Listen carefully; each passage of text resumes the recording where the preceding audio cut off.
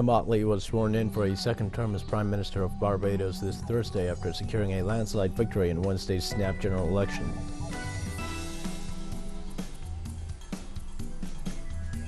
The head of a secretive British government unit held meetings in Venezuela's capital, Caracas, to plan for the United Kingdom's exploitation of Venezuela's oil resources. A vehicle carrying explosives used in mining collided with a motorcycle and blew up in western Ghana on Thursday.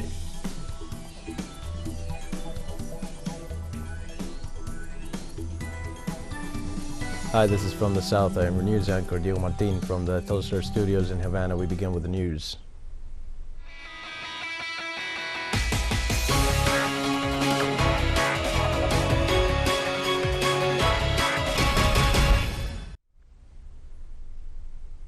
We begin in Barbados, where re-elected Prime Minister Mottley, as well as Attorney General Dale Marshall, were sworn in by President Sandra Mason this Thursday following the landslide victory in Wednesday's general election. The Prime Minister pledged to focus on issues including financial security, nutrition, renewable energy projects, and housing, adding that the Caribbean island faces serious challenges in the next 10 to 15 years. Mottley and her Barbados Labour Party secured a second term in office in the snap general election this Wednesday, as they won all 30 seats in the House of Assembly, the lower house of Parliament, for the second election in a row. The early election was called just a month after Barbados made the historic transition to a republic, casting off one of the final vestiges of British colonialism.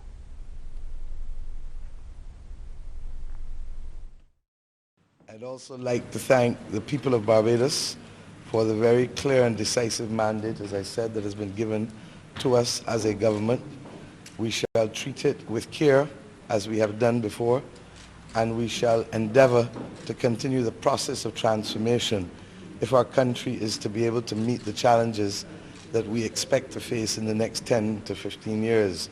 We've laid out a number of these, but we also recognize that we're living in a very dynamic environment, and that apart from those challenges, there is still the aspirations of development that we set as ourselves as a nation when we became independent in 1966, closing the development gap, eliminating poverty from our landscape, ensuring that our children can be educated to the maximum and to the best of their ability, and of course, ensuring that our people have affordable, equitable access to health care, and above all else, that our people shall remain owners in their land and not tenants in their land.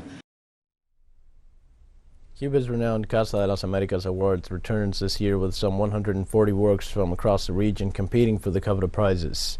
The last edition of one of the oldest literary awards in the Americas had to be cancelled for the first time since its creation in 1960 due to the pandemic.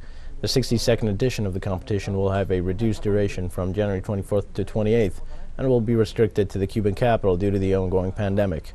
A total of 1,611 works were received, of which 47 were shortlisted in the category of novels, 41 in poetry, and 52 essays on historical social themes. The jury, which will announce its decision on the 28th, will be made up of renowned Latin American intellectuals and writers.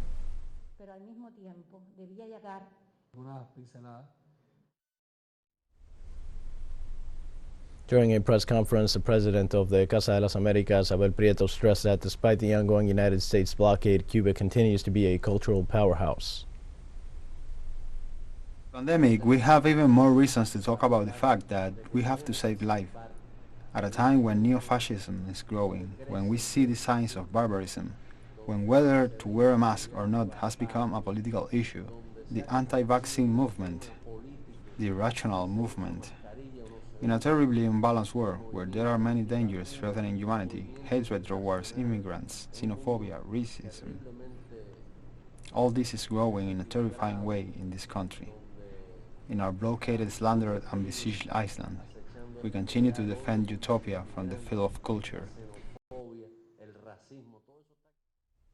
And the musical director of Casa de las Americas noted that the event will also serve as a space to celebrate the 50th anniversary of the founding of the Nueva Trova movement. This year, the Nueva Trova movement celebrates 50 years since its foundation and will be here, in this space which had so much to do with those first figures of the movement, where so much history was engraved in the memory of the stage of the Casa, in its phonographic records, in its documentary history. Well, The Casa will have its doors open to once again be the place where the Trova movement remembers and celebrates. And when we speak of the movement, we speak of the movement as it was founded and of all its consequences, of all those marvelous contributions of Cuban song throughout these past 50 years. Like every January, Havana once again became the capital of world jazz. The 2022 International Jazz Plaza Festival returned to the stages of the Cuban capital, showing that far from being elitist, the genre is a universal language. Our correspondent Fabiola Lopez brings us more details of the event. This is how glittering Havana's nights are during the days of the 37th edition of the International Jazz Plaza Festival. Jazz is once again the soundtrack of the Cuban capital for several days. The spell is broken at the Avellaneda Hall of the National Theater, where two stars, Bobby Carcassés and Nachito Herrera, delight music lovers at the opening hour. I came looking for good music. That is important to have a kind of oasis of good music because really, in these times we live in, I think it is not something that abounds. And it seems to me that always strengthens the spirit. I studied Latin music in the United States, and always the center of Latin music is the music from Cuba. There is music from Brazil, from other places, but Cuban music is important for the connection to jazz music and the music of New Orleans, for example. And that is why I'm here, to experience the culture and the music of Cuba. A night to remember. Masterful improvisations, spectacular solos. The stage is shared by Cuban and U.S. artists. Cuba's national theater vibrates to the rhythm of jazz. The listener, the person attending a show, always goes away with something new.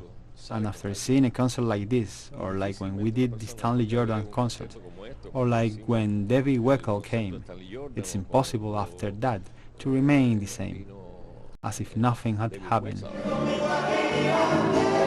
This time round, the most important jazz event on the island will take place in a hybrid format, combining face-to-face and virtual activities and complying with the biosecurity measures due to the COVID-19. Concerts in theaters or open spaces, colloquiums, conferences, editorial and phonographic presentations are part of the program of the renowned artistic gathering. At the theoretical level, the opportunities for debate, dialogue and discussion that are generated in the International Colloquium Leonardo de Acosta in Memoriam, but we can also receive and grasp a part of the wisdom of these masters of world jazz, who graciously agreed to offer their master classes within the grounds of the theoretical event. And while the evenings at the Jazz Festival are usually amazing, the afternoons are always surprising. From early in the morning, the venues are full. It is a unique opportunity that no one wants to miss, and everyone looks forward to once a year. It is the time of the year in which we present our work and our new projects, in which we share spaces with musicians who live outside of Cuba, to share what is happening with Cuban music and the jazz made in Cuba.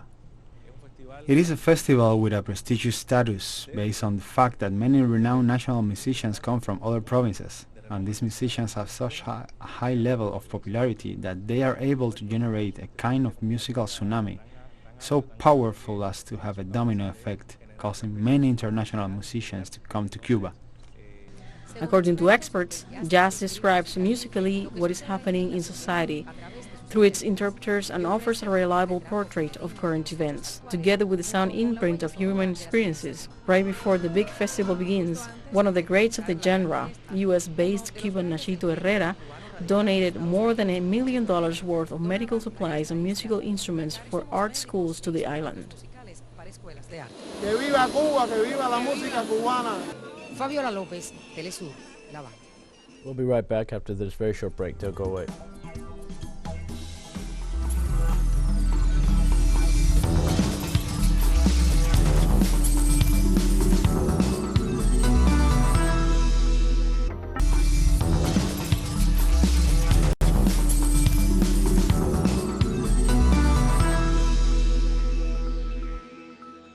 Welcome back to From the South. The head of a secretive British government unit held meetings in Venezuela's capital, Caracas, to plan for the United Kingdom's expected involvement in the country's energy sector once a change of government was achieved.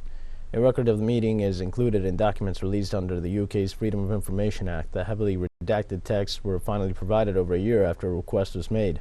The documents concern what is termed the Venezuela Reconstruction Unit, a British Foreign Office team which was exposed in May 2020 as being headed by John Seville, a former UK ambassador to Venezuela. The unit was created in autumn 2019, shortly after the UK threw its weight behind the United States-led coup attempt against the Maduro government by recognizing little-known opposition figure Juan Guaidó as president of the country. The recently declassified files again demonstrate how British interest in Venezuelan oil stretches back decades.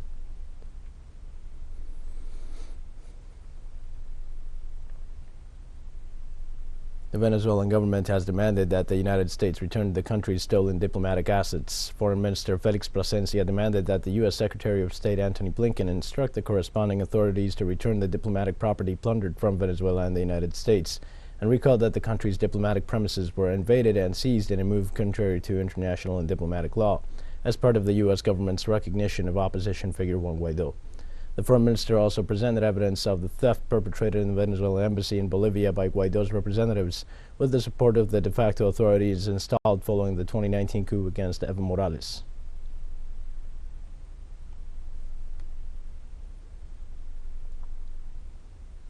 This Thursday, a jury has been selected for the federal trial of 3 former Minneapolis police officers charged in the death of George Floyd.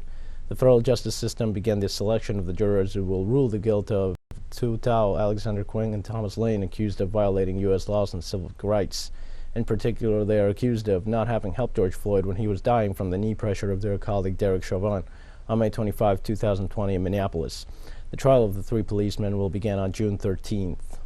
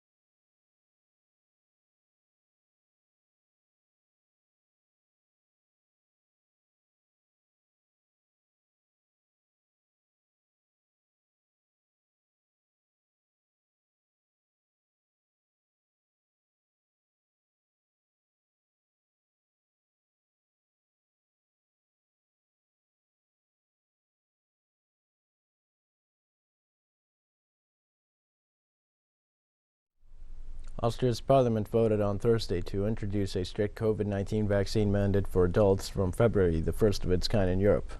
Lawmakers overwhelmingly voted in favor of the mandate, which will require all residents of Austria aged 18 and over to get vaccinated.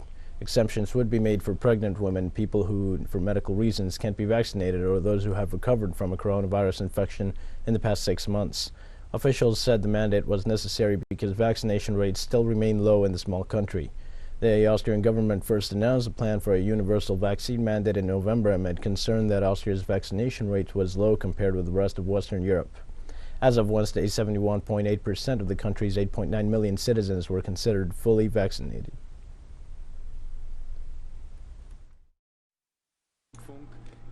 Vaccination, especially the booster, protects against severe illness when it comes to the Omicron variant too.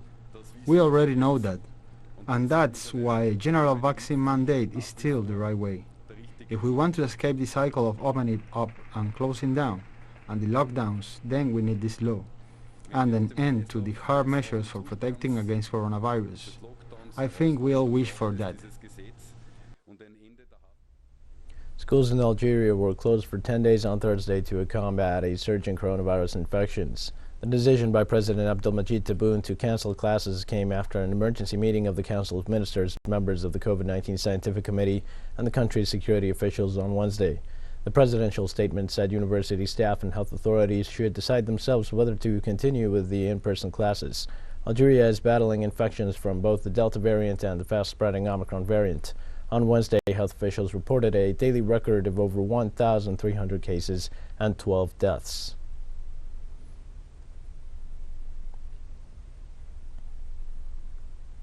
A long-awaited report on sexual abuse in Germany's Munich diocese on Thursday accused retired Pope Benedict XVI of misconduct in 4 sexual abuse cases during his time as Archbishop in the 1970s and 80s. Come to the conclusion that the then Archbishop Cardinal Ratzinger is to be accused of misconduct regarding cases of sexual abuse. 2 of these cases involve acts of abuse committed during his tenure and sanctioned by the state under criminal law. In both cases, the perpetrators remain active in pastoral care without explicit restrictions on their activities. In our opinion, Archbishop Cardinal Marx, who has been in office since the beginning of 2008, is to be accused of wrongdoing in 2 suspected cases of abuse. Members of organizations calling for reforms in the Catholic Church and denouncing sexual abuse reacted to the independent report. That was shocking, of course. I had expected more or less what was to be said, but then to experience once again in this clarity how the lawyers take part in this edifice of lies that has been erected to protect Benedict XVI, that was very impressive and also very moving. We already suspected all this in our circles anyway. The responsibilities were also already clear to us. But if one hears it again, and if one can read it in black on white, then it develops again a force and a dimension which are really shocking. There's more stories coming up after this final short break. Stay with us.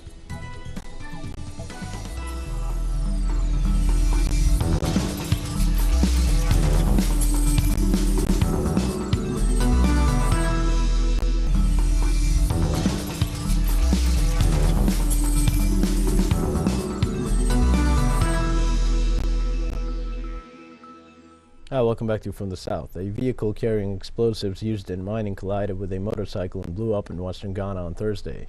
The incident left at least 17 people dead and injuring 59 others, according to the government. The explosion occurred in Apiate between the towns of Bogoso and Bari in the country's western region. Videos from the scene showed a large blast area in which at least dozens of buildings had been felled and reduced to piles of wood, brick, and twisted metal. It is a truly sad, unfortunate, and tragic incident, and I extend on behalf of government deep condolences to the families of the deceased. Also, I wish the injured a speedy recovery, the president said so far about the situation.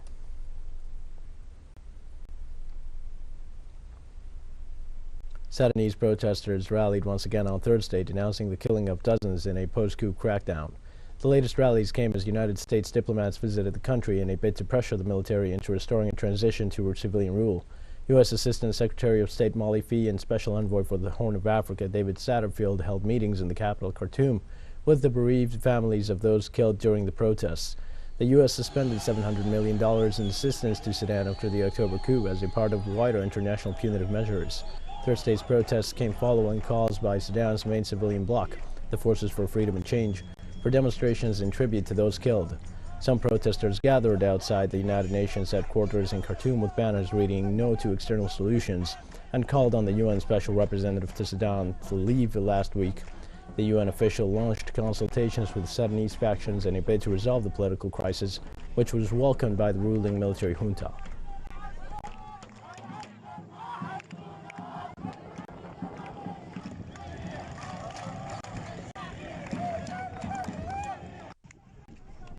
Zimbabweans continue to suffer the crippling economic impact of United States sanctions. For 20 years, Zimbabweans have slipped into further poverty, their economy crushed by unsustainable debt and hyperinflation. Like in the rest of the world where United States sanctions are imposed, they have far-reaching consequences impacting on ordinary Zimbabweans. President Emerson Mnangagwa, who succeeded Robert Mugabe in 2017, has called for an end to rules which block banks from lending money to the country. But the U.S. government continues to make demands, including for $9 billion in compensation to white farmers whose properties were seized during Mugabe's land reforms. As the population continues to suffer, the U.S. refuses to carry blame for Zimbabwe's economic state. We used to employ over 350 employees here.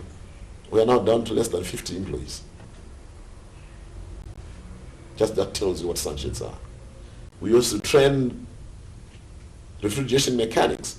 And all the refrigeration mechanics that we've trained, which are much more than 300, have all left the country and are working all elsewhere outside the country. Don't want conditions to be given to the government or the people of Zimbabwe to say do this so that we'll remove sanctions. Actually, especially when it's being done by the so-called people who claim to be masters of democracy and human rights, yet they fail to uphold the things that they preach. Iranian President Ebrahim Raisi continued his tour of Russia this Thursday in the first trip by an Iranian president to the country since 2017. As part of the trip, the head of state Raisi denounced NATO's illegal penetrating of the territories of independent states, warning it could lead to the disintegration of the organization. After his visit to the State Duma, the Iranian head of state pointed out that the agenda of the Western military bloc includes opposition to independent democracies and a refusal to recognize national identity, culture, and popular traditions. He also stressed that cooperation between Moscow and Tehran in Syria can become a model for bilateral relations in other areas.